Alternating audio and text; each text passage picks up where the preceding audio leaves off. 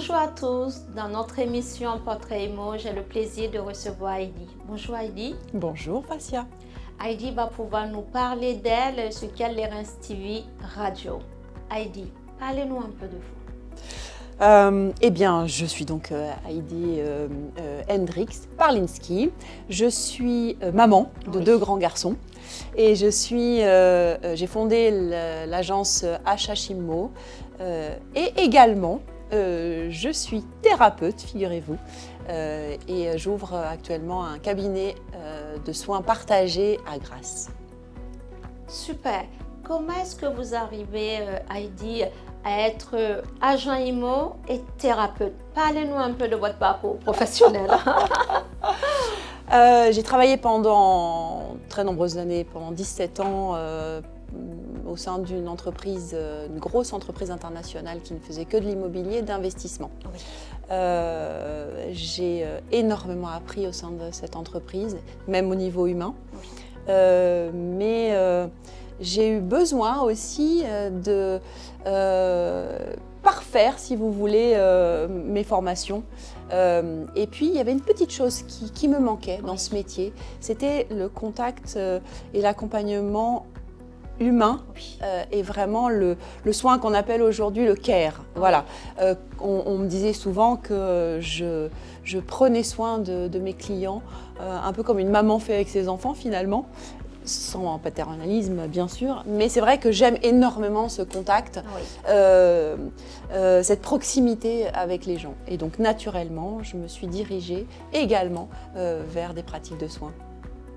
Et ça, c'est super. Donc aujourd'hui, vous accompagnez vos clients dans le cadre de leur projet immobilier. Comment ça se passe concrètement? Alors, nous avons fait le choix de nous spécialiser auprès d'une clientèle d'acheteurs. Oui. Voilà. En fait, vous venez vers moi avec un projet immobilier précis. Et notre mission et le cœur, et je vais dire cœur dans plusieurs sens du terme, le cœur de notre activité, c'est vraiment de dénicher une pépite en fait. Oui. Voilà, c'est vraiment un accompagnement très personnalisé en fonction des besoins et des objectifs des clients. Voilà. Ça, c'est parfait. Qu'est-ce qui fait qu'aujourd'hui, de par ce grand groupe dans lequel vous avez été, vous êtes devenu chef d'entreprise? Ça rejoint un petit peu ce que vous disiez tout à l'heure, c'est-à-dire qu'en fait, quand vous avez des responsabilités, vous avez un poste de direction dans une entreprise, malgré tout, vous êtes tenu par la politique de l'entreprise. Oui. Et j'étais un petit peu enfermée dans cette politique qui ne me convenait pas totalement. J'avais besoin de véritablement appliquer mes propres valeurs dans mon travail. Oui. Et donc la nécessité rapidement s'est fait jour en fait et j'ai dû sauter le pas, même si c'était extrêmement angoissant pour moi au départ. Oui. J'aimais bien ce contexte sécurisant de l'entreprise autour de moi, mais je ne regrette absolument pas parce qu'effectivement, avec l'expérience, j'ai pu complètement développer mon type d'activité qui me ressemble vraiment et que recherchent mes clients, je constate. Tout à l'heure, vous avez parlé des valeurs. Quelles sont les valeurs qui sont donc véhiculées au sein de votre entreprise? En fait, assez souvent, on me taquine en me disant que justement, je suis un peu un thérapeute avec mes clients.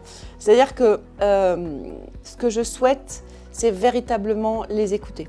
Et je crois qu'en retour, ils me témoignent de cette satisfaction d'être vraiment entendus. Dans nos métiers, il y a écoute et écoute, bien sûr. Et je sais que toutes les deux, on partage beaucoup cette idée d'être vraiment là pour le client. Écouter sa demande, écouter ses besoins, bien entendu en fonction des nécessités et de la réalité du marché, mais quelqu'un qui est écouté se sent aussi accompagné en sécurité en fait. Voilà. Ça, c'est super. En parlant de l'écoute, quelles sont les attentes de vos clients aujourd'hui? Je crois que c'est ça, en fait. En tout cas, ce qu'ils témoignent, c'est le fait qu'on prenne le temps avec eux.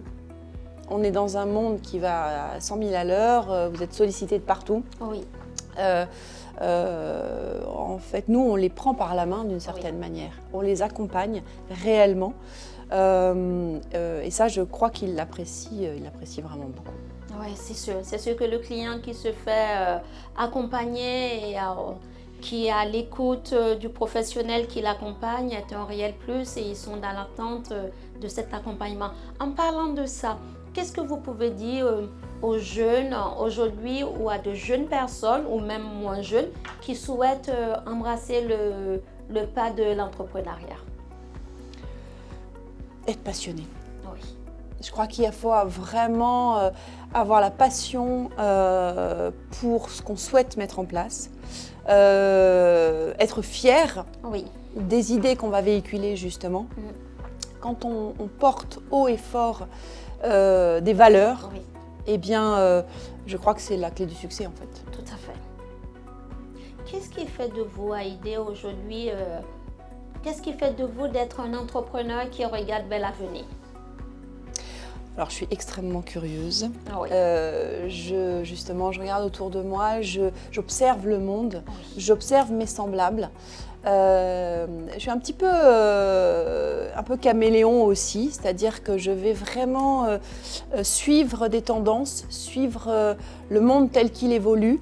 Et j'aime un petit peu être pionnière dans ce que je mets en place. Voilà, je pense que l'avenir, c'est l'humain. On avait un petit peu abandonné ce concept-là. On y revient. Oui. C'est très, très important. C'est vrai, l'humain au centre de tout. Voilà. Les valeurs humaines, l'accompagnement humain, l'humain dans les projets.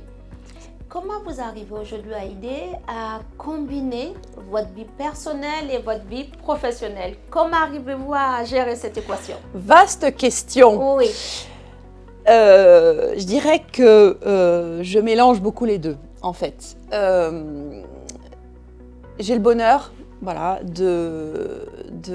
d'aimer les gens. Oui.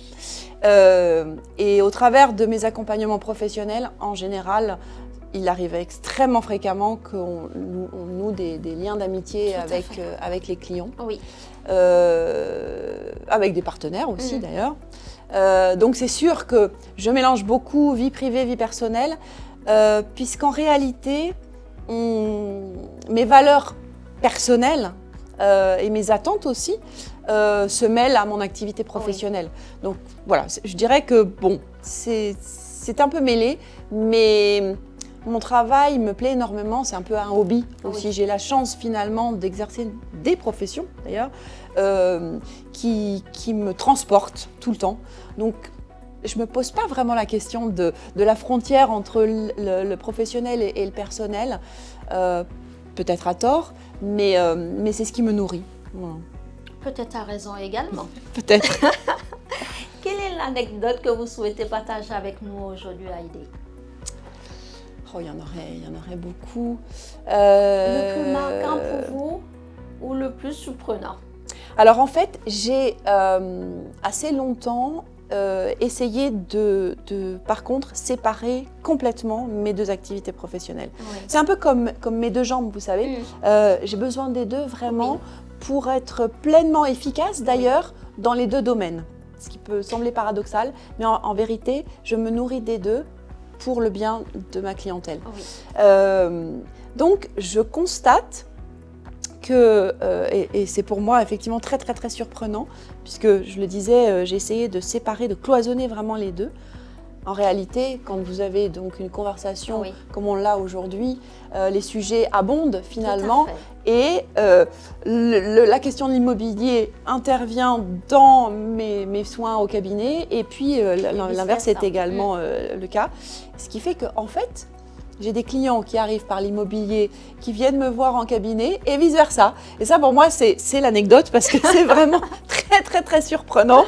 Mais c'est en fait une grande joie. Oui. Ce qui est génial dans votre parcours et du fait que vous êtes en train de nous parler de vous, c'est que vous arrivez très facilement à lier ces deux métiers, qui quelque part restent des métiers humains. Et vu que l'humain est au centre de tout ce que vous faites, ben, c'est d'autant plus facile pour vous d'être sur vos deux pieds comme vous êtes dans vos deux métiers. Exactement. Quel est le mot de la fin que vous souhaitez nous partager? Oh, bah écoutez, j'espère encore développer ces activités-là. Vous me parliez de jeunes. Je souhaite vraiment à des personnes qui souhaitent entreprendre et qui souhaitent se lancer dans l'aventure de prendre énormément de plaisir. Oui. Et le plaisir, vous le partagez.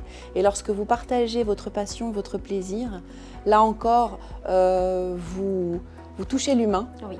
Et c'est que pour le bonheur de tous, en fait. Je vous remercie, Haïdé, pour ce mot de la fin. Vous touchez l'humain, l'humain au centre de tout. J'ai été ravie de partager cet épisode avec Haïdé. Merci de nous avoir suivis. À très bientôt sur Cadlerins TV et Radio. Et passez une excellente journée. Merci, Haïdé. Merci beaucoup, Vassia.